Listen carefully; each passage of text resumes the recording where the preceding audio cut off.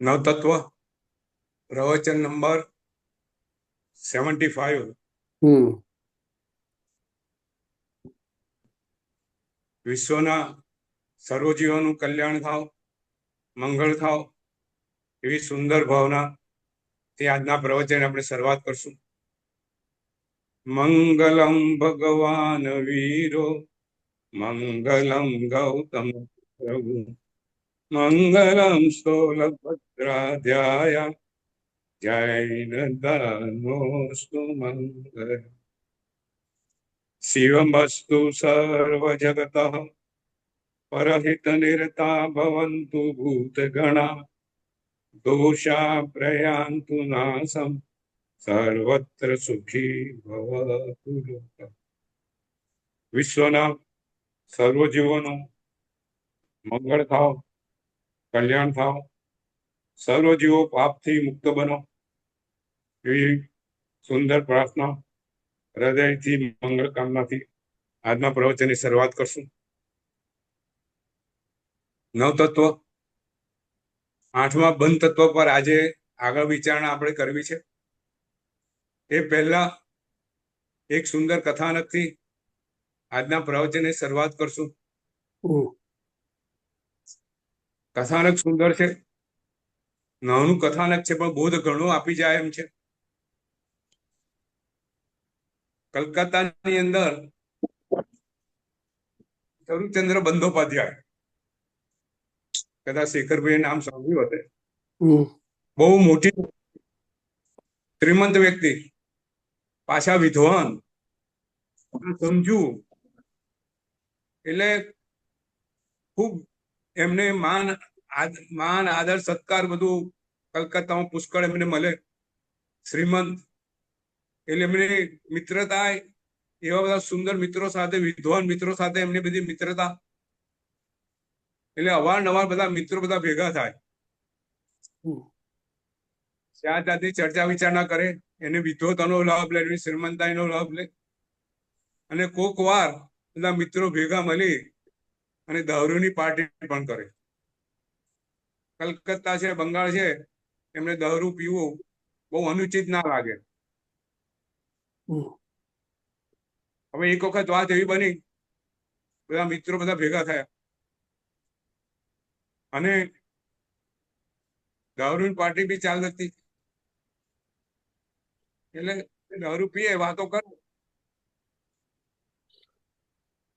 તો એમાં શરૂચંદની નજર પડી પોતાની આખી વાંસની આખી એમને ઝૂંપડી બનાવેલી, વાંસનો ટેન્ટ બનાવેલો, બહુ સુંદર ટેન્ટ. બધા લોકો એમાં બેસે, બધું કુદરતી લાગે. એમના બગીચામાં વાંસનો સુંદર ટેન્ટ બનાવેલો, અમે તો ભેગા થાય.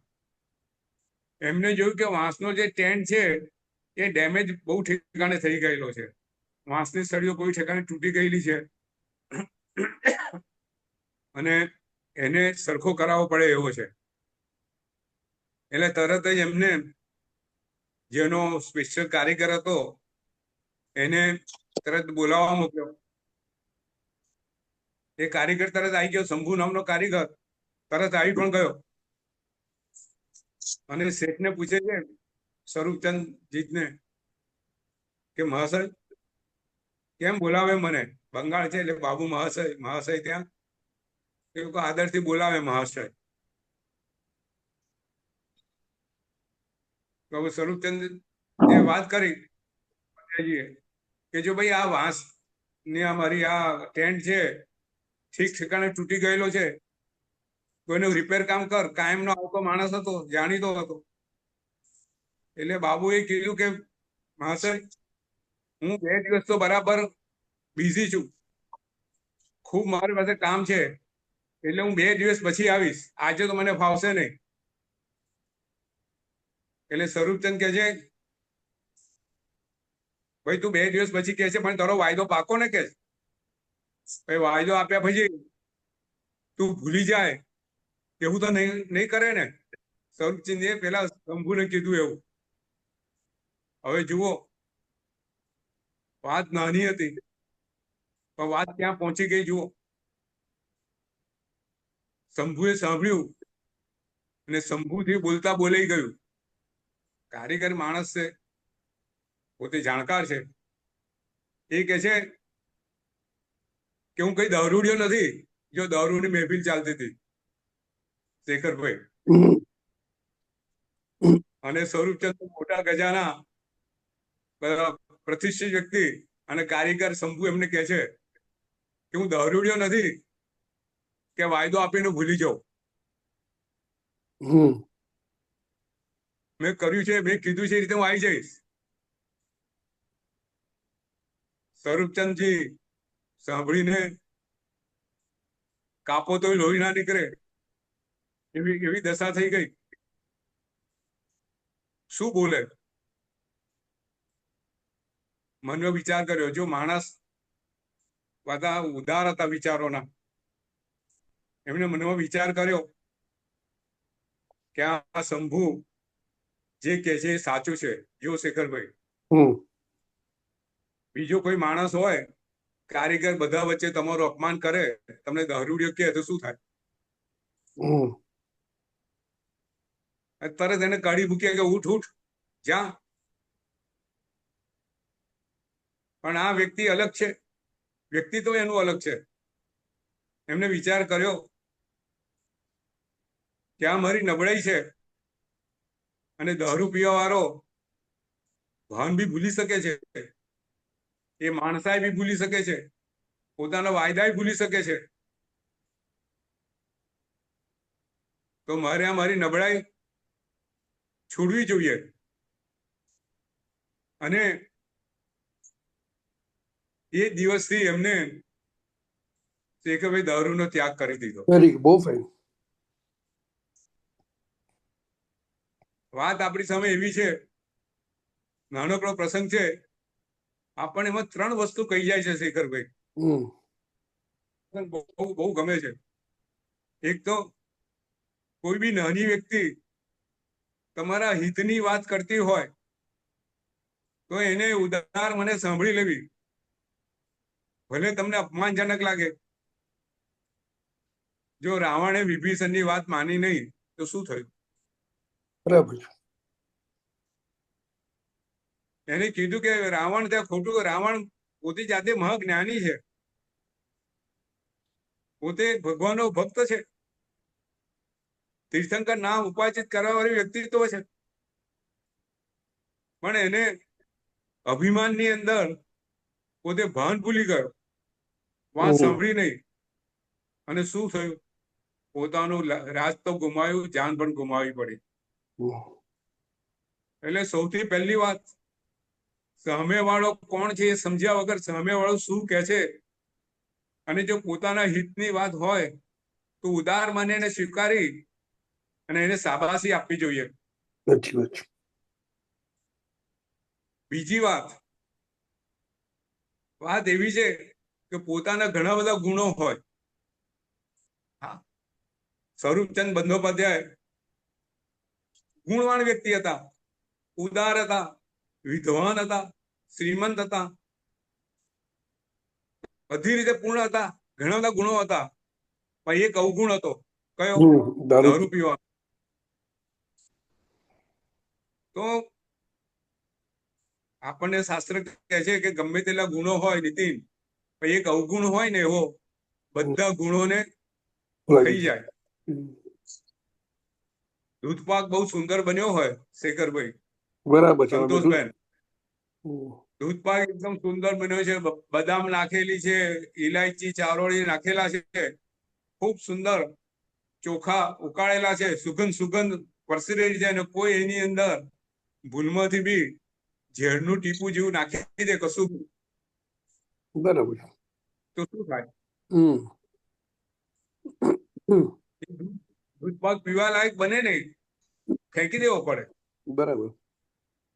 એમ ગમે તેટલા ગુણો હોય, આવો કોઈ અવગુણ હોય, એને તમે જો સુધારો નહીં, તે એક અવગુણ તમારા બધા ગુણોને ખાઈ જાય. ત્રીજી વાત કે આપણે આપણા જે દોષ છે શેખરભાઈ, સંતોષભાઈ, નીતિન, આપણા જે દોષ છે એના પર આપણે જાગૃતિ કેળવવી જોઈએ. મૂળ વાત એવી છે કે આપણે આપણા દોષ તરફ આપણી જાગૃતિ હોતી જ નથી. આપણે એવું માનીએ છીએ કે આપણે બધી રીતે સર્વગુણ સંપન્ન છે, આપણાથી કોઈ ભૂલ હોતી જ નથી. બરાબર છે. એને લીધે કોઈ આપણને દોષ બતાવે ને તો એ આપણો દોષ ગમતું હોતું નથી. આપણને લાગતું નથી આ મારો દોષ છે. એટલે હંમેશા તેને પોતાની સાથે એવા માણસો રાખવા જોઈએ શેખરભાઈ કે તમને દોષ બતાવ્યા કરે કે આ તમારી ભૂલ છે. બરાબર છે. ભરત મહારાજા પોતાની સાથે એવા વ્યક્તિને રાખતા હતા એ કાયમ યાદ દેવડાવે સવારે કે ભરત આ બધું તારે છોડી જવાનું છે. એની વિતરાગતા ને યાદ કરાવતા હતા કે ભાઈ તું ભલે ચક્રવર્તી છે, ભલે તારે આટલી સમૃદ્ધિ છે, આ બધું તારે છોડીને જવાનું છે. એ કાયમની ટકોરને કારણે ભરત મહારાજામાં અંદરની વિતરાગતા ટકી રહી. એટલે આપણે બી આપણા દોષને કાયમ યાદ કરવા જોઈએ કે જેથી દોષ આપણા દૂર થઈ શકે. સુંદર નાનકડું કથાનક, પણ આપણે આપણા દોષો તરફ જાગૃત રહીએ. કોઈ આપણને દોષ બતાવે એનો આભાર માનીએ, એનો ખરેખર આભાર માનીએ અને દોષ દૂર કરવાનો પ્રયત્ન કરીએ તો આપણું જીવન સફળ થાય. શેખરભાઈ, સંતોષબેન, આ વાત આપણે જીવનમાં ઉતારીએ ને નવ તત્વો તરફ આજે આપણે આગળ વધીએ. બંધ તત્વ, 8મું તત્વ કયું છે? બંધ તત્વ. બરાબર. અને બંધ એટલે શું? કઈ રીતે વાત કરેલી? કાર્બન વર્ગણાનું આત્મા સાથે બંધ થવું, એકમેક થવું એ બંધ. બરાબર ને સંતોષબેન? કાર્બન વર્ગણાનું આત્મા સાથે ઓતપ્રોત થવું, એકમેક થવું એ બંધ. હવે પ્રશ્ન આપણી સામે નીતિન એવો છે કે ભાઈ આત્માનું સ્વરૂપ અરૂપી છે અને કર્મ તો પૂતગળ છે, રૂપી છે. બરાબર? તો રૂપી અને અરૂપીનું સંયોજન કેવી રીતે થાય? એ તો હેટ્રોજીનિયસ કહેવાય. પાણીમાં તેલ નાખો તો પાણીમાં કઈ તેલ મળી ના જાય, એ જુદું જુદું રહે. તો આ કેવી રીતે શેખરભાઈ? આ પ્રશ્ન છે. બરાબર છે. કે પૂતગળ તો રૂપી છે અને આત્મા તો અરૂપી છે. તો પછી જે રૂપી કાર્બન પૂતગળ છે એનું આત્મા પ્રદેશ સાથે એકમેક થાય જ નહીં. આ વાત જ ખોટી છે નીતિન. ક્વેશ્ચન છે. તો શાસ્ત્રકારોએ ભગવાને ગૌતમ સામે અગ્નિબુદ્ધિને જવાબ આપેલો છે કે જો આપણું જે મન છે, આપણો જે આત્મા છે, એ વિષયોમાં ખેંચાય છે કે નહીં? સામે આપણી ભાવથી ગુલાબજાંબુ પડેલું હોય તો ખાવાની ઈચ્છા થાય કે ના થાય? લાલસા થાય. બરાબર? હવે ગુલાબજાંબુ તો એ પૂતગળ છે, બરાબર છે, એ રૂપી છે. અને લાલસા કેવી છે? અરૂપી છે. આત્મામાંથી પ્રગટ થઈ. તો રૂપીમાંથી અરૂપી એવા વિષયો પ્રગટ થયા કે નહીં? કારણ શું? પદાર્થ. બરાબર? પૈસા જોઈ અને લોભ થાય કે ના થાય? પૈસા જોઈ અને લોભ જાગ્રત થાય. વિજાતીય જોઈ મનમાં આકર્ષણ થાય. બરાબર? ખાવાનું જોઈને ખાવાનું મન થાય, સારી સુગંધ જોઈને ગુલાબ તોડવાનું મન થાય. તો આ બધા વિષયો શેના આધારે છે? આપણા બધા વિષયો ઉદ્ગલના આધારિત છે અને આત્મા એનાથી ભાવિત થાય છે.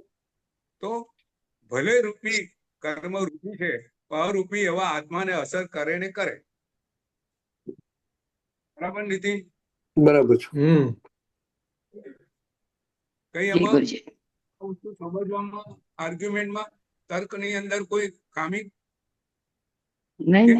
ભલે કર્મ રૂપી છે પણ જેમ રૂપી પદાર્થો જોતા આપણા આત્માની અંદર કસાય ઉત્પન્ન થાય, લોભ થાય, માન થાય કે વિષયો પ્રત્યેની લાલસા થાય, એ બધું કારણ જે રૂપી પદાર્થ છે એ છે જે આત્માને મલિન કરે છે, આત્માને અસર કરે છે. બરાબર?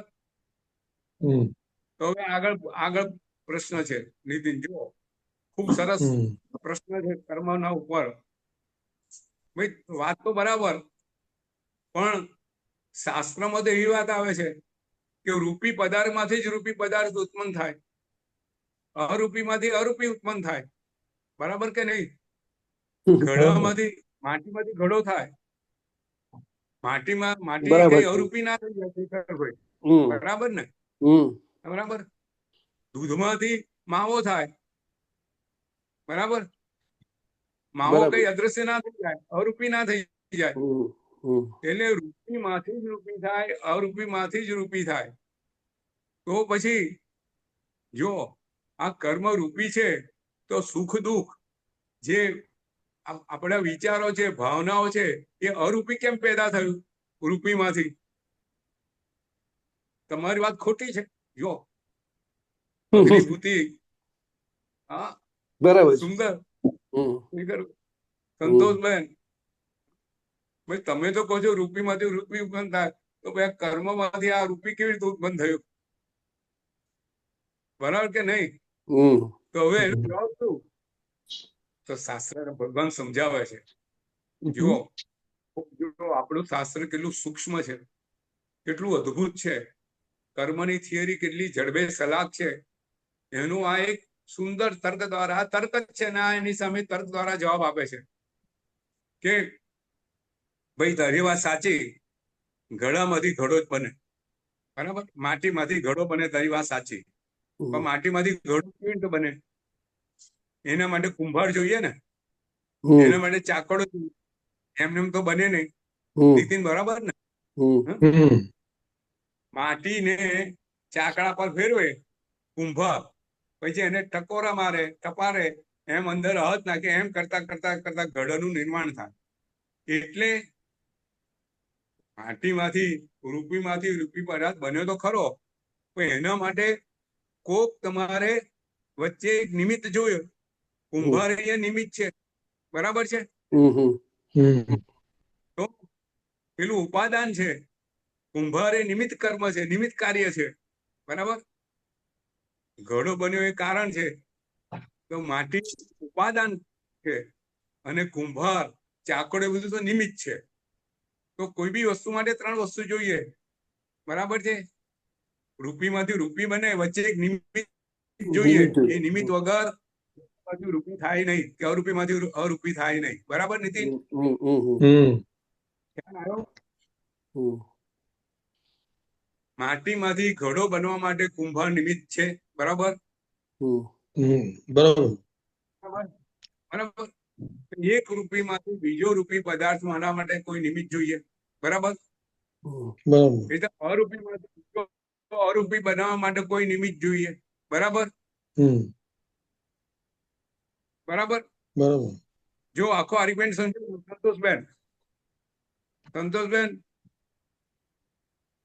સંતોષબેન ખ્યાલ આ રહા હે ને? તો હવે સુખ દુઃખ કેવું છે? અરૂપી છે કે રૂપી? રૂપી. સુખની લાગણી, દુઃખની લાગણી રૂપી છે કે અરૂપી?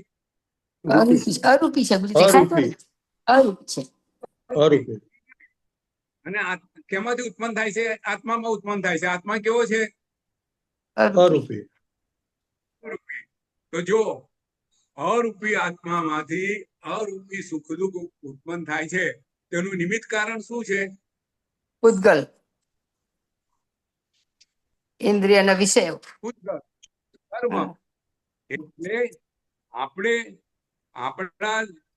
આપણા આત્મા જે કઈ ક્રિયા કરે છે, એને કારણે જે ફળ મળે છે, એનું કારણ શું છે? કર્મ છે. બરાબર? આ રીતે આ તર્કનો આ રીતનું જવાબ છે. શેખરભાઈ, ખ્યાલ આવી ગયો ને? અરૂપી આત્મામાંથી અરૂપી એવા સુખ દુઃખ કશાય ઉત્પન્ન થાય છે, વિષય લાસના છે, બધું અરૂપી છે. એનું કારણ શું છે? કર્મ છે. કર્મ એ નિમિત્ત કારણ છે. એ નિમિત્ત કારણને લીધે આત્મા કર્મ બાંધે છે. બરાબર? ખ્યાલ આવી ગયો શેખરભાઈ? કઈ જી સંતોષભાઈ કઈ? ને બરાબર.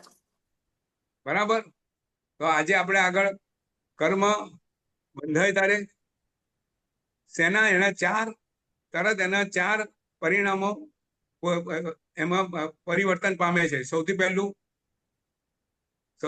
પ્રકૃતિ સ્વભાવ, પછી બીજું સ્થિતિ, ત્રીજું રસ અને ચોથું પ્રદેશ. બરાબર. કર્મ જ્યારે બંધાય છે આત્મા સાથે, જ્યારે કાર્બન પૂતગળો આત્માના પ્રદેશ ઉપર જેવા એકમેક થાય છે તરત જ એમનું તરત ચાર પરિસ્થિતિનું નિર્માણ કરે છે. સૌથી પહેલા એનું સ્વભાવનું નિર્માણ કરે છે. ધારો કે એને જ્ઞાનની આસાધના કરી હોય તો જ્ઞાનાવર્ણીય કર્મ બંધાય, એ પ્રકૃતિ બંધાય એ રીતે. બરાબર. પછી એક તેની પ્રકૃતિ નિર્માણ કરે, પછી કેટલો સમય કર્મ રહેવાનું છે તે નિર્માણ થાય, પછી કર્મની ઇન્ટેન્સિટી, એનો રસ, જે પ્રકારે તે કર્યું હોય, ક્રોધ, ભયંકર ક્રોધ કર્યો હોય તો જ્યારે ઉદયમાં આવે ત્યારે એ ક્રોધ એ રીતનો ઇન્ટેન્સિટી વાળો હોય. બરાબર છે. પછી એનો પ્રદેશ, કેટલા ભૂતગળનો જથ્થો, ચાર વસ્તુ નિર્માણ થાય. તો ગયે વખતે આપણે પ્રકૃતિની વાત કરી હતી કે આત્મા અનંત ગુણી છે, પણ આત્માના અનંત ગુણને 8 મુખ્ય વિભાગમાં વહેંચ્યા છે. બરાબર. સૌથી પહેલું અનંત જ્ઞાન. અનંત જ્ઞાનના સ્વભાવને જે કર્મ અવરોધે એનું નામ કયું? શું કહેવાય? જ્ઞાનાવર્ણીય કર્મ. Very good. જ્ઞાનાવર્ણીય કર્મ જો શાસ્ત્રોએ બતાવ્યું છે એ કેવું હોય? આંખે પાટો બાંધ્યો હોય એવું. જ્ઞાનાવર્ણીય કર્મ શું કરે? આત્માને પદાર્થો જાણવા ના દે. બરાબર ને? તમારે અમુક લોકોને જ્ઞાન ના ચડે, ગમે તેટલું વાંચ્યો તો યાદ ના રહે, વાંચતા ના આવડે. એ બધું કારણ શું? જ્ઞાનાવર્ણીય કર્મ. અને કેટલાકને એક ગાથા એક જ કરે તો રોજની 100 ગાથા કરવા વાળા અત્યારે મુનિ ભગવંતો છે. જ્ઞાનાવર્ણીય કર્મ ખાસો ક્ષય થયેલો છે. આપણા નાના મહારાજે 300 ગાથા યાદ કરી એક દિવસે, 350. હા. તો એમનો જ્ઞાનાવર્ણીય કર્મ ક્ષય થયેલો છે, ત્યાં સુધી ક્ષયક્ષમ છે. બરાબર. તો સૌથી પહેલું જ્ઞાનાવર્ણીય કર્મ. જ્ઞાનાવર્ણીય કર્મ શાસ્ત્રોએ ટોટલ કેટલા એની 5 ભાગ પાડેલા છે. 5 વિભાગ. કયા? શ્રુત જ્ઞાનાવર્ણીય કર્મ, મતિ જ્ઞાનાવર્ણીય કર્મ, અવધિ જ્ઞાનાવર્ણીય કર્મ, મનોપર્વ જ્ઞાનાવર્ણીય કર્મ અને કેવળ જ્ઞાનાવર્ણીય કર્મ. બરાબર. શ્રુત જ્ઞાનાવર્ણીય કર્મ શું કરે? તમને વાંચતા લખતા એ બધું ના આવડે, યાદ ના રહે. મતિ જ્ઞાનાવર્ણીય શું કરે? તમારી બુદ્ધિ અવરોધે, વસ્તુ તમે જલ્દી સમજી ના શકો, જલ્દી જવાબ આપી ના શકો. બરાબર છે ને? એ બધું મતિ જ્ઞાન કરે. મતિ જ્ઞાન બુદ્ધિનો વિષય છે. મતિ એટલે બુદ્ધિ. બરાબર છે. તમે બધું વાંચેલું હોય, યાદ બી આવડે, પણ એનો અર્થ ના આવડે, એની સમજ ના પડે. બરાબર છે. એ મતિ. પછી અવધિ એટલે ઇન્દ્રિયોથી ઉપર, જે દૂર સ્થળ સુધીનું, જુદા કાળ સુધીનું જ્ઞાન. એ આત્મામાંથી ઇન્દ્રિયોથી પર જ્ઞાન છે. એના પરનું જે કર્મ લગે અવધિ જ્ઞાનાવર્ણીય કર્મ. મનના વિચારો ના જાણી શકીએ, મનપર્વ જ્ઞાનાવર્ણીય કર્મ. અને વિશ્વના સર્વ પદાર્થોનું જ્ઞાન ના થવા દે એ કેવળ જ્ઞાનાવર્ણીય કર્મ. એટલે જ્ઞાનાવર્ણીય કર્મ 5 પ્રકૃતિ. બરાબર ને? હવે બીજું દર્શન. અનંત દર્શન. આત્માની જોવાની જે શક્તિ છે એને રોકે એ કયું? દર્શનાવર્ણીય કર્મ. એને શાસ્ત્રને તેની ઉપમામાં ચોકીદાર જેવું. ચોકીદાર, તમે કોઈ બોસને જોવા ગયા હોય અને બહાર પીઉન તમને રોકે કે નહીં ભાઈ, આજે તમને સાહેબ મળશે નહીં, તો આ કેવું કહેવાય? તમે સાહેબ મળી શકતા નથી, જોઈ શકતા નથી. બરાબર. તો એ આ દર્શનાવર્ણીય કર્મ. તો બરાબર. દર્શનાવર્ણીય કર્મના કેટલા વિભાગ છે સંતોષબેન? ચાર ગુરુજી, ચાર. હા, ચાર. ચક્ષુ, ચાર. ચક્ષુ, અચક્ષુ, અવધિ અને કેવલ.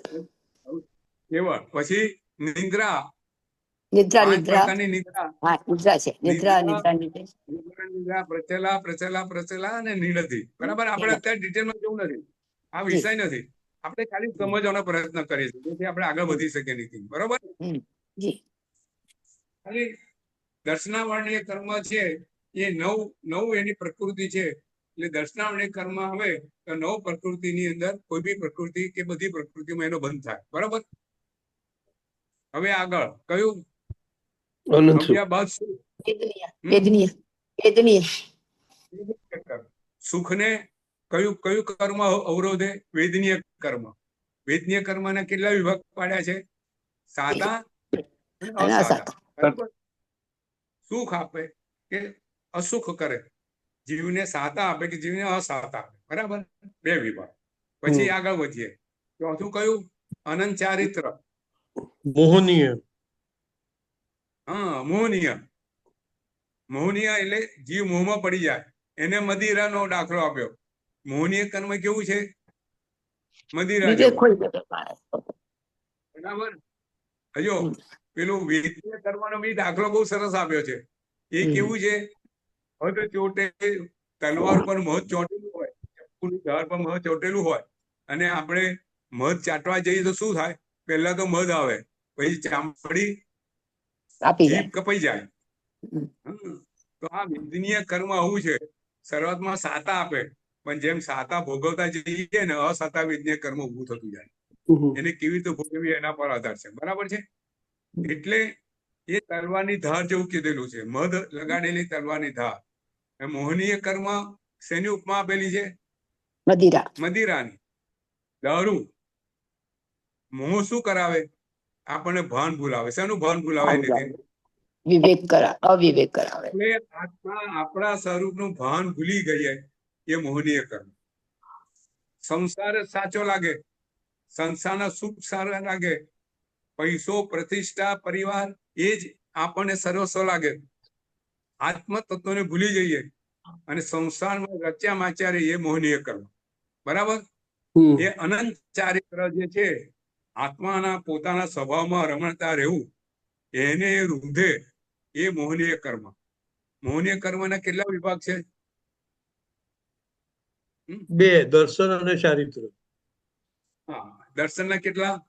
3. 3. કયા? 3. સમ્યક્ત મોહનીય, મિથ્યાત્વ. અને એને મિથ્યાત્વ મિથ્યાત્વ. મોહનીય. બરાબર, આપણે ખાલી સમજ. દર્શન મોહનીય શું કરે? શ્રદ્ધાને ઓછી કરે. બરાબર, દર્શન મોહનીય કામ શું? ભગવાનની જે વાતો છે એ શ્રદ્ધા, એના પર શ્રદ્ધા ઓછી કરવા વાળું કર્મ કયું? દર્શન મોહનીય. દર્શન. શેખરભાઈ, બરાબર, જો પેલું દર્શન જ્ઞાન અલગ વસ્તુ છે, એ જોવાની ક્રિયા છે, અને આ શ્રદ્ધાની વાત છે. બરાબર છે, આ વસ્તુ બે મિક્સ નહીં થાય. જે દર્શનાવર્ણીય કર્મ હતું એ શું કરતું હતું? જ્ઞાનની અંદર જોવા દેતું નતું. અને અહીંયા જે દર્શન મોહનીય કર્મ છે, શું કરે છે? વાત પર શ્રદ્ધાનો અભાવ બતાવે છે. ભગવાનની વાતો, ભગવાનના શાસ્ત્રો, એના પર શ્રદ્ધાનો અભાવ, એ દર્શન મોહનીય. બરાબર, હા. પછી બીજું ચારિત્ર મોહનીય. ચારિત્ર મોહનીય કેટલા? 16 + 9. 16, 9, 25. 25. બરાબર, આપણે બધું કરી ગયા છે. પણ 16 કયા કયા? તો ક્રોધ, લોભ, માન, માયા, એ 4 કસાયો. અને દરેક કસાયના 4 વિભાગ. કયા કયા? અનંતાનુબંધી, પછી અપ્રત્યાખ્યાની, અપ્રત્યાખાની, પ્રત્યાખ્યાની અને પ્રત્યાખ્યાની, સંચલન. સંચલન. દરેકના 4 × 4 16. બરાબર, એ 9 એમાં 6 9 કસાય. 9 કસાય કયા? હાસ્ય, રતિ, અરતિ, ભય, શોક, હાસ્ય, જુગુપ્સા. ભય, ક્રોધ, દુર્ગંધા ભય, જુગુપ્સા, અને પુરુષ વેદ. 3 વેદ. 3 વેદ. હા, બરાબર છે. તો ટોટલ 25. આમ મોહનીય કર્મના વિભાગો. પછી અક્ષય સ્થિતિ, અક્ષય સ્થિતિને કયું કર્મ બંધાય થી? અક્ષય સ્થિતિ નામ હતું આયુષ્ય કર્મ. આયુષ્ય આયુષ્ય કર્મ ચા- કેવી રીતે સમજાવ્યું? આયુષ્ય કર્મ બેડી વિશે. બેડી. હા, બેડી એટલે શું? ભાઈ તમે જેલમાં ગયા અને જેલમાં તમારે 1 મહિનાની સજા છે, તો આયુષ્ય કર્મ કેવું છે? આ બેડી જેવું છે. તમારે શરીર ધારણ કર્યું એટલે આટલો સમય તમારે મનુષ્ય ભાવમાં રહેવું પડે, નરકમાં આટલો સમય રહેવું પડે. એ જે નક્કી કરે એ નક્કી કોણ કરે? આયુષ્ય કર્મ. બરાબર. સ્થિતિ અને ગતિ બંને આયુષ્ય કર્મથી નક્કી થાય. બરોબર. તો સ્થિતિ નક્કી કરે બેડી જેવું છે. એટલે આત્માની જે અક્ષય સ્થિતિ છે, આત્મા સિદ્ધ શિલા પર જાય પછી એને ફરીથી જન્મ લેવો પડે નહીં, પછી મરણના ચક્કરમાં આવવું પડે નહીં, અને એ સ્થિતિમાં આત્મા અનંત કાળ સુધી રહે. એટલે એની અક્ષય સ્થિતિ કહે છે. અને અક્ષય સ્થિતિ કોણ તોડે છે? આત્માની તો આયુષ્ય કર્મ. બરાબર. પછી નામકરણ. નામકરણ. હા, આજે આયુષ્ય કર્મના કોઈ વિભાગો 4. એટલે આમ આયુષ્ય કર્મ ના 4 વિભાગ. કયા 4 ગતિ, 4 વિભાગ. બરાબર. નરકાયુ, દેવાયુ, મનુષ્ય અને તિર્યક. બરાબર. આયુષ્ય કર્મના 4 વિભાગ. પછી નામ કર્મ, જે અરૂપી આત્માને રૂપ આપે છે. એને કેવું કીધું છે? ચિત્રકાર જેવું. જેમ ચિત્રકાર બધા ચિત્રો દોરે, મનુષ્ય જાત જાતના મોઢા દોરે, જાતના હાથ પગ બતાવે, એ રીતના ચિત્રો દોરે. એટલે ચિત્રકાર જેવું સમજાવવા માટે આ જેવું નામકર્મ. નામકર્મ આપણા શરીરને નિર્માણ કરે. શરીર કેટલી ઇન્દ્રિયોનું બને, પછી એનું શરીરનું સંસ્થાન કેવું છે, શરીરનું રૂપ કેવું છે, શરીરનો રસ કેવો છે, શરીરનો ગંધ કેવો છે, કઈ વર્ગણમાંથી બનેલું છે. બરાબર. આ બધી વસ્તુ નામ કર્મ. એટલે અત્યારે આપણું મોટા ભાગનું જે કર્મ છે નામ કર્મ છે. બરાબર.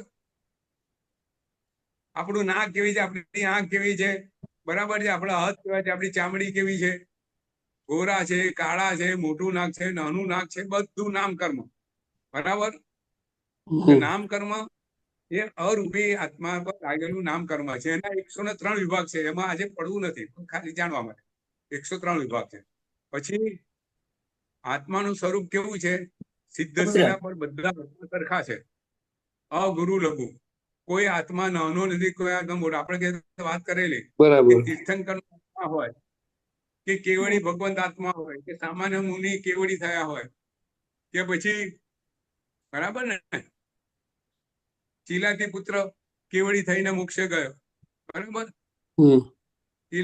તો એ બધા વચ્ચે કોઈ ફરક ના પડે. ઉપર તો ભલે તીર્થંકર નો આત્મા હોય કે કેવડી ભગવાન નો આત્મા હોય, બધા આત્મા એક સરખા. આ ગુરુ લઘુ. અને એને કયું કર્મ આવરણ કરે? ગોત્ર કર્મ. ગોત્ર કર્મ ના કેટલા પ્રકારો? 2. ઉચ્ચ ગોત્ર ને નીચે ગોત્ર. આ ઊંચા ગોત્રમાં જન્મ્યો છે એને બધી સુખ, સાહેબી, માન, સન્માન બધું મળે છે. આ નીચામાં જન્મ્યો છે એને માન, સન્માન, સારો ધર્મ, સારા પરિવાર કશું મળ્યું નથી.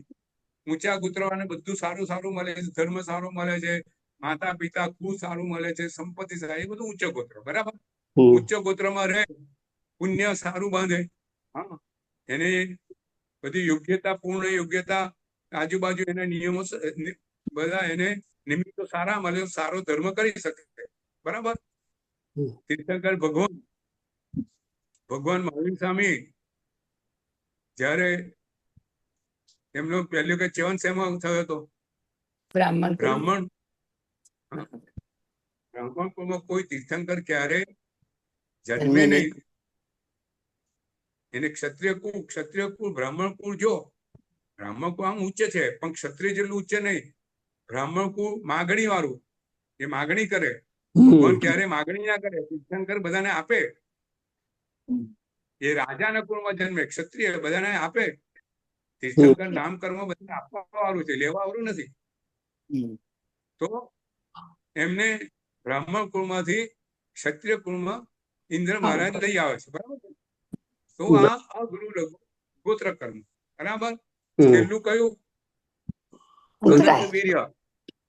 અંતરાય એનો અંતરાય કર્મ. તો અંતરાય કર્મ કેવું છે? તો કોઈ રાજાનો પેલો ભંડારી ચોપરાથી હોય, મંત્રી જેવું, એ રાજા કોઈને આપવા માંગતો હોય તો મંત્રીને સલાહ આપે, કોઈ તો ના આપે, આ તો આવો માણસ છે, એટલે રાજા આપતો હોય તોય ના આપે. એટલે તમને મળતું હોય, તમારે બધું હોય, મનતું હોય, અંતરાય કર્મ ઉપસ્થિત હોય તો તમને મળવાની વસ્તુ મળે નહીં. બરાબર? અંતરાય કર્મ. બરાબર છે? અંતરાય કર્મના વિભાગો કયા? કેટલા? 5 દાન લાભાંતરાય, દાન હમ, લાભાંતરાય ઉપભોગાંતરાય અને વીર્યાંતરાય 5. 5. બરાબર છે? જી. તો આ થયા તમારા 8 પ્રકૃતિ. એકર. પ્રકૃતિ. બરાબર છે જી. શેખરભાઈ? આ 5 પ્રકૃતિ. બરાબર છે? હવે સહેજ વાત કરવી છે કે હવે આગળ કયું છે? નામ કર્મ ગોત્ર કર્મ બધું પતી ગયું.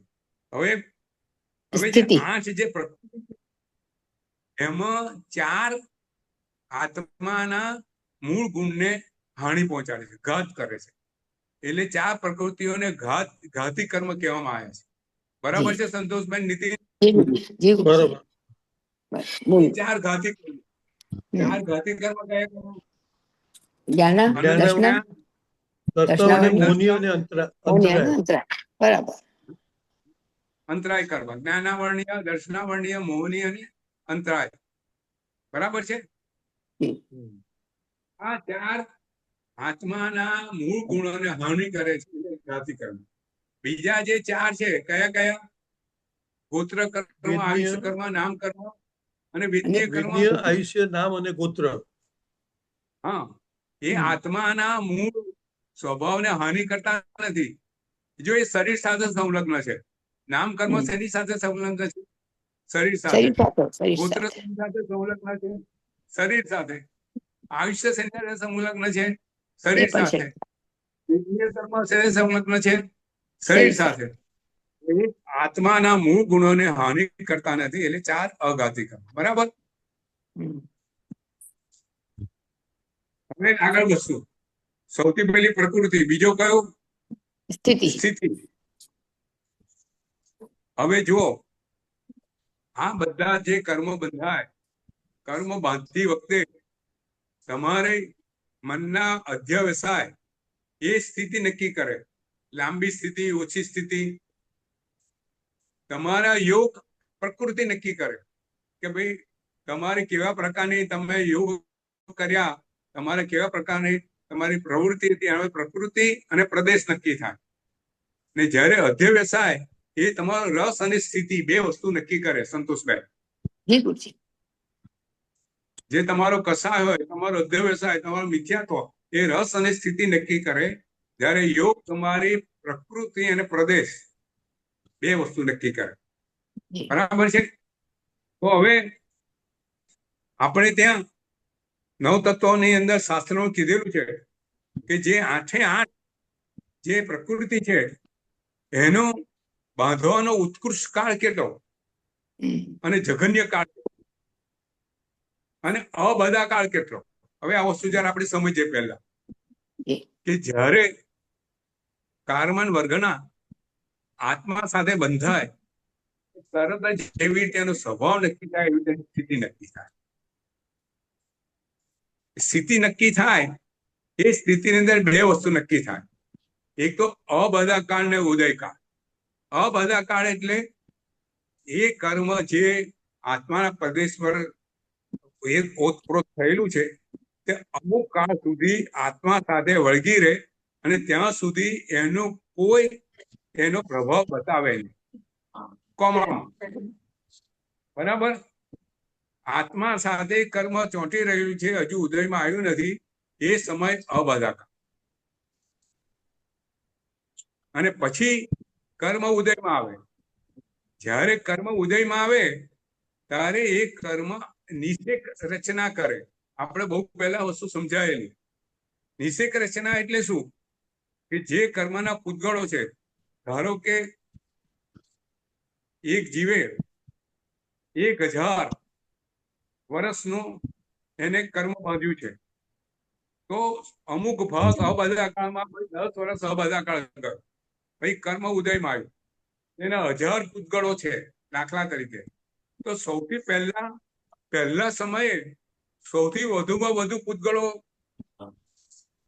આત્મા પરથી ખરી પડે, પછી બીજા સમયે એનાથી ઓછા, ત્રીજા સમયે એનાથી ઓછા, ચોથા સમયે એનાથી ઓછા, એવી રીતે ડિસેન્ડિંગ ઇન ઓર્ડર. ખ્યાલ આવી ગયો ને નીતિન? સંતોષબેન, જી ગુરુજી. કર્મ એના ઓછા ઓછા ઓછા ઓછા ઓછા કરતા કરતા એનો જે સમય હોય છેલ્લે સમય ઓછામાં ઓછા કર્મ પૂતગળો એનાથી કર્મથી આત્મા પરથી છૂટા પડે. બરાબર? જી આત્માની આ રીતનું કર્મ ઉદયમાં આવે બંધ થયા પછી. બરાબર? હવે આપણે એ વસ્તુ સમજવાની છે કે ભાઈ જ્ઞાનાવર્ણીય કર્મ એનું ઉત્કૃષ્ટ કેટલો સમય સ્થિતિ બંધ કે ભાઈ 30 કોડાકોડી સાગરો. આ વાત સમજીએ, બહુ સાદી સમજીએ. ભાઈ જ્ઞાનાવર્ણીય કર્મનું ઉત્કૃષ્ટ બંધ કેટલો થાય? 30 કોડાકોડી 30 કોડાકોડી સાગરો પણ. એનાથી વધારે જ્ઞાનાવર્ણીય કર્મ બંધાય નહીં. આ એની લિમિટ. આ કેવળ જ્ઞાનીએ એમના જ્ઞાનમાં જોયેલું છે. બરાબર? હવે એનો અબદાકાળ કેટલો? કે જેટલા કોડી કોડી સાગરો પંપ હોય એટલા 100 વર્ષ અબદાકાળ. ધારો કે 1 કોડાકોડી સાગરો પંપ, તો કેટલો અબદાકાળ? 100 વર્ષ સુધી કર્મ આત્મા પર ચોંટી રહે, કોમાની અવસ્થામાં હોય, પોતે કશું કરી ના શકે. બરાબર? 1 કોડાકોડી સાગરો પંપ 100 વર્ષ. બરાબર? તો 30 કોડાકોડી સાગર પંપ હોય તો કેટલા વર્ષ થયા? 3000 વર્ષ. બરાબર?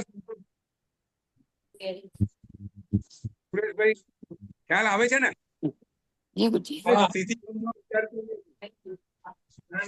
કર્મ એનું ઉત્કૃષ્ટમાં સ્થિતિબંધ કેટલો? 30 કોડાકોડી સાગરો પંપ. અને જગન્યમાં કેટલો? ઓછામાં ઓછો 1 અંતર્મુહૂર્ત. બરાબર? અબદાકાળ કેટલો? એટલે 300 એટલે 3000 વર્ષ. અને ઓછામાં ઓછો અંતર્મુહૂર્ત. બરાબર? હવે દર્શનાવર્ણીય કર્મ એ બી કેટલા? 30 કોડાકોડી. એ 30 કોડાકોડી. બરાબર? દર્શનવર્ણીય એનું ઉત્કૃષ્ટ કેટલું? 30 કોડાકોડી. અને જગન્ય 1 અંતર્મુહૂર્ત. બરાબર છે? તો એનું બી અબદાકાળ કેટલો? 3000 વર્ષ ઉત્કૃષ્ટ. અને જગન્ય અંતર્મુહૂર્ત. અચ્છા, હવે જો આપ સિમ્પલ છે, 30 કોડાકોડી 3000. બરાબર છે? હવે ત્રીજું અંતરાય કર્મ, એ પણ એટલું 30,000. એ બી 30 કોડાકોડી. જો 4 કર્મોનું ઉત્કૃષ્ટ સ્થિતિબંધ કેટલો? 30 કોડાકોડી. કયા કયા? જ્ઞાન, દર્શન, અંતરાય અને ત્રીજું કયું? વેદનીય. બરાબર? ત્યારે 4 એનું ઉત્કૃષ્ટ કર્મ બંધ સ્થિતિ કેટલી? 30 કોડાકોડી સાગરો. બરાબર? અને જગન્ય જે છે ને, જગન્ય 3નું વેદનીય સિવાય 3નું અંતર્મુહૂર્ત. વેદનીય જો વેદનીનું ઓછામાં ઓછું સમય કેટલો? વેદનીય કર્મ અસાધ્ય વેદનીય કર્મ ઊભું થયું હોય તો ઓછામાં ઓછું કેટલું કીધું છે આપણે ત્યાં? 12 મુહૂર્ત. 12 મુહૂર્ત એટલે નીતિન કેટલો સમય થાય? 1 મુહૂર્ત એટલે 1 મુહૂર્ત એટલે કેટલો સમય? 2 ઘડી 48 મિનિટ. 48. હા, તો 12 ગુણ્યા 48 એટલે આશરે 9.5 કલાક. એક દિવસ પણ એટલે તમને અસાધ્ય વેદનીય કર્મ ઊભું થયું હોય ને તો ઓછામાં ઓછું એ 9 કલાક જેટલું તો રહે.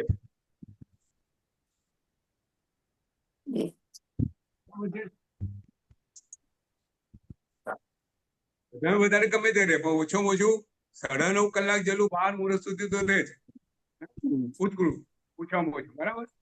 હવે એનો અબધાકાળ કેટલો? 3000 વર્ષ. બરાબર. હા, અને બરાબર. જગન્ય 12 મુહૂર્ત. બરાબર. જી. હવે આગળ વધીએ. મોહનીય કર્મ. હમ. મોહનીય કર્મ 70 કેટલા કોડા કોડી. કોડ? 70. 70. જો આપણે ત્યાં સૌથી અઘરું કર્મ મોહનીય કર્મ કીધેલું છે. હમ. બરાબર. જીવ મોહનીય કર્મ બાંધે ઉત્કૃષ્ટ સ્થિતિ 70 કોડાકોડી સાગરો સુધીની હોય ત્યાં સુધી જીવ એ મોહનીય કર્મ તૂટે નહીં. 70 કોડાકોડી ઉત્કૃષ્ટ બાંધેલું હોય તો. અને જગન્ય કેટલું? અંતર્મુહૂર્ત. બરાબર. અબધાકાળ કેટલો? 7000. 7000. 7000. હા. અને જગન્યમાં અબધાકાળ અંતર્મુહૂર્ત. અંતર. હવે જો નામ અને ખૂબ ગોત્ર. સુંદર વાત ગોત્ર ને નામ કર્મ કેટલા? 20 બંને. કોડા. 20 કોડા કોડી. જો ગોત્ર ને નામ બંને શરીર સાથે લાગેલું છે. એ જ જન્મમાં લાગેલું છે. 20 કોડા કોડી. બરાબર. બંને 20 કોડા કોડી. અને એનું બી આ બધા 2000 એનું અંતર્મુહૂર્ત અને હા. જગન્ય બે અને અંતર. પેલા 2000 અને અંતમ. બરાબર. મારે અહીંયા વાત આયુષ્યની કરવી છે. જી. આયુષ્ય કર્મ ઉત્કૃષ્ટ સ્થિતિ કેટલી? શેખરભાઈ 33. આ જો બહુ સુંદર વાત છે અહીંયા. હમ. કેટલી? 33 સાગરો. આયુષ્ય કર્મ 33 સાગરોપમ. કેમ નીતિન? આયુષ્ય કર્મની મેક્સિમમ સ્થિતિ 33 સાગરોપમ કેમ? કે જીવ કારણ કે નરક અને આયુષ્ય કર્મ જીવનમાં એક જ વખત બાંધે છે. બરાબર. બધા કર્મો બીજા 7 કર્મોનો બંધ આખા જીવનમાં ક્ષણે ક્ષણે થતો હોય પણ એક આયુષ્ય કર્મ એવું છે જે એક જ વખત બંધ થાય. હવે એક જ વખત બંધાય અને એ બીજા ભવ માટે જ બંધાય. બરાબર નીતિન? આ વસ્તુ બરોબર. હા. હવે ઓકે કોક જીવે ઉત્કૃષ્ટ દેવનું આયુષ્ય બાંધ્યું છે તો ઉત્કૃષ્ટમાં ઉત્કૃષ્ટ દેવનું આયુષ્ય કેટલું છે? 33 સાગરો સર્વાર્થ સિદ્ધ વિમાન. 33 સાગરો. કયા? સર્વાર્થ સિદ્ધ વિમાનના દેવો. બરાબર. બરાબર. એટલે ઉત્કૃષ્ટમાં ઉત્કૃષ્ટ આયુષ્ય કર્મ તો સ્થિતિબંધ કેટલો હોય? 33. 33. બરાબર. ખ્યાલ આવી ગયો? જી. શેખરભાઈ આજે આપણે જરા સહેજ કર્મબંધ આપણે જરા ડિટેલમાં ગયા છે પણ ના સમજ પડે પૂછ્યો. નહીં, મારા માટે બધું નવું જ છે એટલે હું શાંતિથી સાંભળું છું. હવે જીવે 33 સાગરોપમ બીજી ગતિઓનું આયુષ્ય બાંધ્યું. ઓછામાં ઓછું કેટલું તો અંતમુહૂર્ત. બરાબર છે. અંત મુહૂર્તમાં જે આયુષ્ય કર્મ અંત મુહૂર્ત હોય. હવે અબધાકાળ કેટલો? ઉત્કૃષ્ટ અબધાકાળ કેટલો? હવે અબધાકાળ અહીંયા જુઓ આપણે બધું સમજીએ કે એક જીવે પોતે પોતાનું 99 વર્ષનું આયુષ્ય છે. એના 2/3 ભાગે એને આયુષ્ય કર્મ બાંધી દીધું. બરાબર. 2/3 ભાગે આયુષ્ય કર્મ બાંધ્યું એટલે એને 33 વર્ષની ઉંમરે એનું આયુષ્ય કર્મનો બંધ પડી ગયો. બરાબર. એ જીવે 33 વર્ષની ઉંમરે એને આયુષ્ય કર્મનો બંધ દેવમાં પાડ્યો કે જે એનું આયુષ્ય ત્યાં 1 કોડાકોડી સાગર છે કે 10,000 વર્ષ છે માન. હવે એ દેવ તરીકે ક્યારે જન્મવાનો? નીતિન? એનું 99 વર્ષનું આયુષ્ય છે. 33 વર્ષે એને આયુષ્ય કર્મ બાંધ્યું છે તો બીજા 66 વર્ષ એને શેમાં ગાળવાના? મનુષ્ય તરીકે ગાળવાના. સફાઈ કર. એટલે આ 66 વર્ષ કયો કાળ થયો આયુષ્ય કર્મનો? અબાધા કાળ થયો. એને આયુષ્ય કર્મ દેવનું બાંધેલું છે પણ હજુ ઉદયમાં નહીં આવે. ક્યાં સુધી ઉદયમાં નહીં આવે? ત્યાં સુધી પોતાનો દેહ નહીં જ્યાં સુધી પોતાનું આયુષ્ય કર્મ આ વખતનું છોડશે નહીં, એમાંથી આયુષ્ય કર્મ ભોગવ ત્યાં સુધી એને આયુષ્ય કર્મ ભોગવવું પડશે. બરાબર? એટલે બધા કાળ આયુષ્ય કર્મ કેટલો? જ્યાં સુધી જીવ એ ભવમાં રહે ત્યાં સુધી. બરાબર? ખ્યાલ આવી ગયો? બરાબર? કઈ પ્રશ્ન બંધમાં? નીતિન, બરોબર. સંતોષબેન, બરાબર છે ગુરુજી, સમજમાં આવી. બરાબર?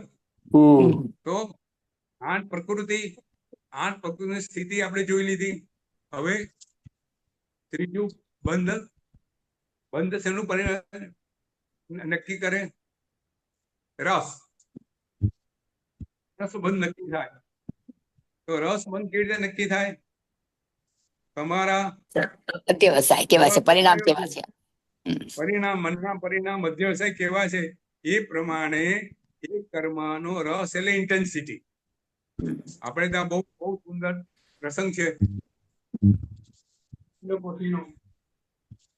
બહુ સુંદર, જે રસની સ્થિતિ બતાવવા માટે રસ શું કરી શકે છે, એ કર્મનું બંધનું રસનું શું છે પરિણામ, એ ચંડકોશીનો જે આખો પ્રસંગ છે એમાં બહુ સુંદર રીતે આપણી નજર સમક્ષ આવે છે કે ભાઈ સાધુ હતા, માસક ક્ષમાને પારણે માસક ક્ષમા કરતા હતા. સાધુ ઘણો પકડ્યો હતો, ધડતો મન વૈરાગ, શિષ્યના ક્રોધ થકી ચંડકોશીઓ. બરાબર? તો એ સાધુ માસ ક્ષમણ પારણે માસક ક્ષમણ કરે, અને એ દિવસે પોતે એક નાના મુનિ સાથે ગોચરી માટે, પારણા માટે નીકળ્યા છે. ગોચરી માટે નીકળ્યા છે. રસ્તામાં એમના પગ નીચે દેડકી આવી ગઈ.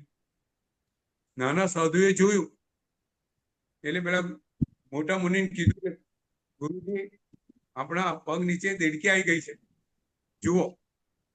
આ દાખલો ને આ મને સ્વરૂપચંદ બંદોપાધ્યાયનો દાખલો યાદ આવે છે. કેટલો ફરક! અહીંયા ગુરુ છે, સાધુ છે, દેડકી પગ નીચે આવી ગયેલી છે, નાનો મુનિ યાદ કરાવે છે, પણ અભિમાન એવું છે અને કે હું કરી લઈશ, કે મને ખબર છે. શું કીધું? મને ખબર છે, એટલે તું બોલતો નહીં, મને બધી ખબર છે. પણ નાનો જે શિષ્ય છે, બધા બાળ મુનિ છે, એના મનમાં છે કે આ આટલા મોટા ગુરુ છે, પગ નીચે દેડકી આવી ગઈ છે, હવે આવું જે પાપ છે એને પ્રાયશ્ચિત નહીં કરે તો જશે ક્યાં? એના હિત ભાવે ઉપાશ્રયમાં જાય છે. ઉપાશ્રય પેલા ગુરુ બધી કરે છે, પણ આ દેડકીનું પ્રાયશ્ચિત માંગતા નથી, એટલે ત્યાં ફરીથી યાદ કરાવે કે તમે દેડકીનું પ્રાય છે કે બેસ સ્થાનોમાં, મને બધી ખબર. જો પોતાની ભૂલ કબૂલ નથી કરતા અભિમાનને કારણે, અહીં અભિમાન છે, થોડી ગુસ્સો આવે છે, પ્રતિક્રમણનો સમય છે, પ્રતિક્રમણની અંદર ફરીથી પ્રાયશ્ચિત લેતા નથી. કેમ નથી લેતા એ જાણે, પણ પ્રાયશ્ચિત માંગતા નથી. અને નાના સાધુ બધા વચ્ચે યાદ કરાવે છે, અને એ ગુસ્સો આવે છે. ગુસ્સો આવે છે એટલે મારવા દોડે છે, અને હાથમાં શું છે? પેલી ચરોડાની દાણી છે, ચરોડાની દાણી મારવા દોડે છે. શું થાય છે? પેલું નાનો બાળ મુનિ છે, આમ તેમ ભાગે છે ઉપાશ્રયમાં, અને પેલા એમનું માથું થાંભલા સાથે અથડાય છે, અને ત્યાં મૃત્યુ પામે છે. હવે જુઓ, એમનો ક્રોધ કસાય કેટલો છે અહીંયા. એક શિષ્યને મારવાનો શું છે? ખાલી ચરોડાની દાણી. બરાબર? સંતોષબેન, રસ જુઓ, રસ ઓછો એક મુનિ માટે છે, અને ચરોડાની દાણી મારવાનો છે, બીજું કઈ વધારે નથી. ત્યાં પછી શું બને?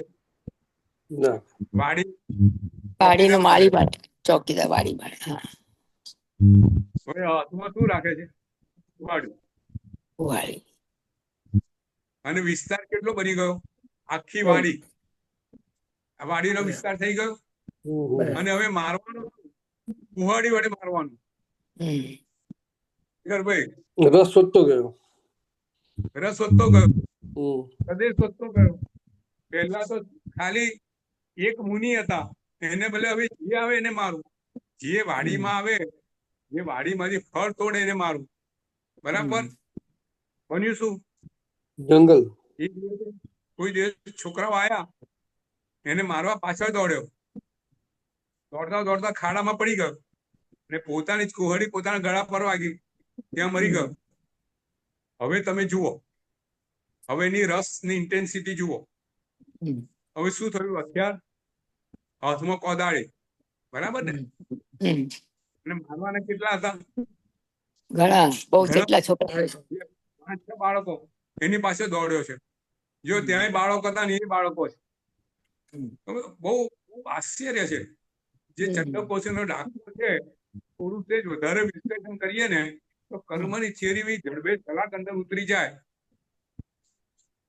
હવે જુઓ નીતિન, બીજા ભાવમાં શું બને છે?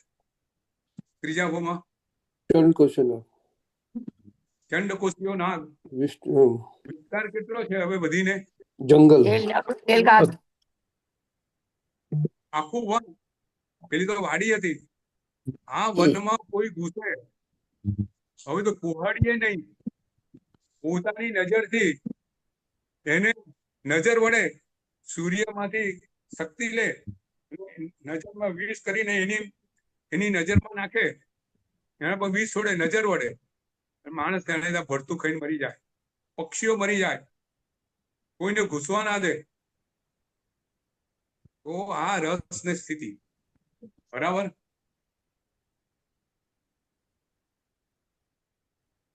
સંભૂતિ મુનિ, એક સ્ત્રીને વાળની લટ લાગી, પગે નિયાણું બાંધ્યું. સ્ત્રીને બદલે અનેક સ્ત્રીઓ એના જીવનમાં આવી. આ રસ, આ સ્થિતિ, આખું ચક્રવર્તી, બરાબર છે?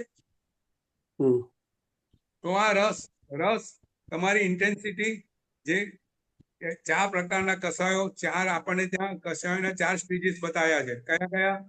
આપણે પેલામાં જોઈ લીધા, સંતોષબેન. એ રીતનો રસ, એક અનંતાના બંધી, એવો રસ બાંધે કે એનું બંધ ચાલ્યા જ કરે, એક પછી જે ચંડકોશી ચાલ્યો એ રીતે, બ્રહ્મદત્ત ચક્ર ચાલ્યો એ રીતે, કે ભાઈ 7મી નરકમાં જવું પડ્યું. બરાબર છે? પછી આપણને વીંટી ના લેવા દે, પચખાણ ના લેવા દે, એવા કશા આપણને નિયમમાં ના આવવા દે.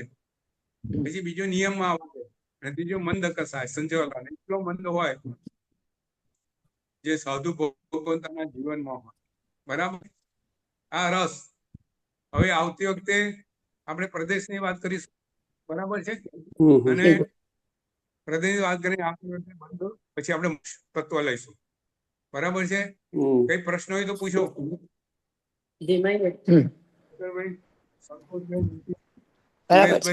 બીજા જે કઈ જોડાયેલું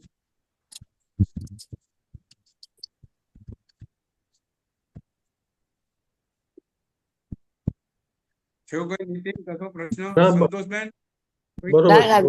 મેં પેલા ચેતલભાઈ ને કીધું ક્લાસ છોડી દઈશ 15 મિનિટ પછી, એક બીજો ક્લાસ છે યોગ બિંદુ નો, પણ પછી રસ આવ્યો એટલે મેં કીધું તેને રેકોર્ડિંગ તે સાંભળી લઈશ. હવે આ નહીં, આ તો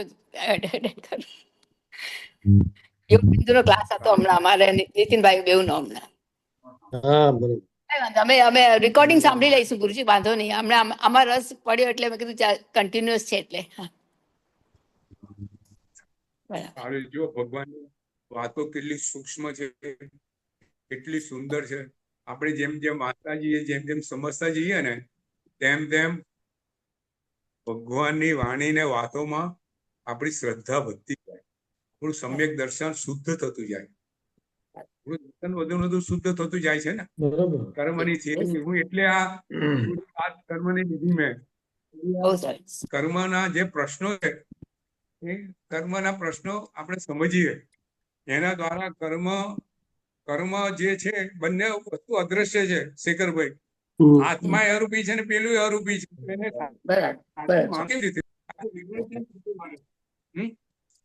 આપણા વિજ્ઞાનના પ્રશ્નો છે ને, તમે કેમ સાચું માનો છો?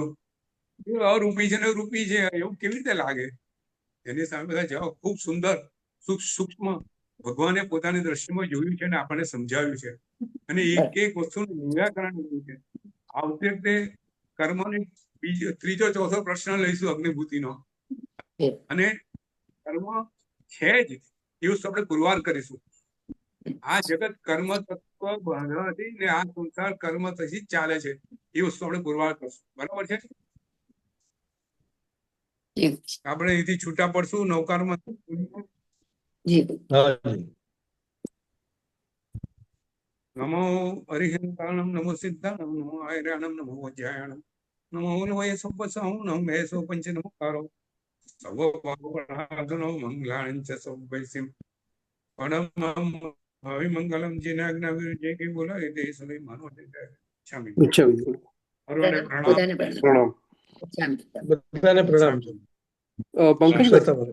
પંકજભાઈ એક મિનિટ. હા આ તમારી પાછળ જે ફોટો છે ભગવાનનો ફોટો હા છે એ કોઈ સંપ્રતિકાલીન પ્રતિમાજીનો ફોટો છે? હા હા આ મહાવીર સ્વામી છે જે હમ. નાદિયા ખાતે છે તે જીવિત મહાવીર સ્વામી. અચ્છા અચ્છા જીવિત મહાવીર સ્વામીનો ફોટો જીવત જીવત સ્વામી. હા નંદીવર્ધને ભરાવ્યો તે. હા બરાબર. હું સંપ્રતિકાલીન પ્રતિમાનો ફોટો છે એવું લાગ્યું મને એટલે મેં પૂછ્યું. બહુ સરસ, બહુ બહુ સરસ. બહુ પ્રાચીન બહુ સરસ. બરાબર છે. નંદીવર્ધન ભરાવેલી એક લક્ષ્મણને ભરાવેલી એક હમ. આ બને ત્રણ ત્રણ પ્રતિમા એમને ભરાવેલી એવો મને ખ્યાલ છે. હા બરાબર છે. નંદીવર્ધન. હા હમ એક આ છે મને કુમારબાભાઈએ ભેટ આપ્યો. હમ. અમારા તમે હું અમને ઘરથી આપણે મારા જે નાના જમાઈ છે ને એમના માસી છે હા એ પોતે ડોક્ટરેટ કર્યું છે જૈનિઝમમાં એમને. હા તે એમને આ સંપ્રતિકાલીન પ્રતિમા પર પણ ઘણું બધું કામ કરેલું છે એમને બધા. એમને હા 16 ચિહ્નો છે પ્રતિમાજી પર. નામ નથી લખ્યું સંપ્રતિ મહારાજાનું ક્યારે પણ પ્રતિમાજી બનાવી કે એના 16 ચિહ્ન ક્લિયર બતાવ્યા છે એમને. એમ હા તો મોકલજો ને મને માહિતી મોકલજો. મને હા આનંદ મોકલીશ થશે. મોકલીશ મોકલીશ આ મોકલીશ. ચિહ્ન મોકલશો આપણે ગ્રુપમાં મોકલો ગુરુજી. હા ગ્રુપમાં મૂકી દઈશું. હું કહીશ એમને મોકલશે ડિટેલમાં. હા એમને હા હા બુદ્ધિસાગર મહારાષ્ટ્ર પર પીએચડી કર્યું છે એમને. ઓહ. હમ હમ. તો બહુ એમને સરસ બુક લખી હશે ને? રેણુકાબેન પોરવાલ નામ નામ છે. સાંભળ્યું? ડોક્ટર રેણુકાબેન પોરવાલ. ઓહ. હા એ તો બહુ બહુ જાણીતી હોય હા એકદમ. હા એ કોણ થાય તમારા? મારી નાની દીકરીના માસીજી થાય. અચ્છા. હમ. ઓહો તો બહુ મોટું નામ છે એમનું તો. બહુ હા બહુ સારું. એમને બહુ એના પર બહુ બહુ સરસ. રિસર્ચ કરી છે ને ચારણી હા હા કંકાલી ટીલા પર મથુરા પર હા મથુરા. જ્યાં આપણે આ શું આપણે જમ્મુ સ્વામીને બધા જે ત્યાં જે એમનું એ છે હા ત્યાં એમની શું કહેવાય આપણે જે અનશન કરેલું એમને હા વજ્રસ્વામીએ. નહીં જંબુ સ્વામીએ જંબુ સ્વામી. એમના બધા સાથીઓ સાથે જે અનશન કરેલું જમ્મુ મથુરા સ્વામીએ. એ જે કંકાલી હા ટીલા જગા છે મથુરામાં હા કંકાલી એના પર એમને બહુ મોટી ઘણી રિસર્ચ કરી છે એના પર પણ એમને. એમને ઇંગ્લિશમાં બુક લખેલી છે કે હા ઇંગ્લિશમાં લખેલી છે તો મારી કઈ પાસે વાંધો નહીં. છે સુરતમાં. તો મને બુક મળે એવું કરી આપો સાહેબ. ચોક્કસ ચોક્કસ ચોક્કસ. ને બુકનું નામ મળજો. બુકનું નામ લખજો, અમે પણ મંગાવી લઈશું. હું સુરત જવાનું છું 15-20 દિવસ પછી. હા હા હમ. ચોક્કસ હા બોલો. બુકના નામ આ જે નામ 16 નિશાનીઓ છે એની બુક હોય તો બુક મોકલાવશો. બુકનું નામ. મોકલશું. હા હાજી હાજી. હા. હવે હું તમને શેખર એક સરસ વાત કરું હમ. બુદ્ધિસાગર મારા હમ. બરોડામાં એક મારા મિત્ર છે ભરતભાઈ કરીને. હમ. એ આઈઆઈટી એન્જિનિયર છે. હમ. એમને બુદ્ધિસાગર પર હમણાં જ એક બુક લખેલી છે બધું કમ્પાઇલેશન કરી. मैडम आ रही है कि हाजिरी कार्ड देके नहीं आएंगे। એક મિનિટ क्या हो गया? कोई बड़ी मैडम એ એ એ એ બુક છે ને હું તમે સુરત મોકલી આપીશ. ઓકે. હા એ તો નાની છે કમ્પાઇલેશન સારું છે. Yes done very good compilation. હા ચોક્કસ. સરસ ચાલો. બીજું કઈ ચાલ. પ્રણામ. પ્રણામ. પ્રણામ. પ્રણામ પ્રણામ બધાને પ્રણામ. પ્રણામ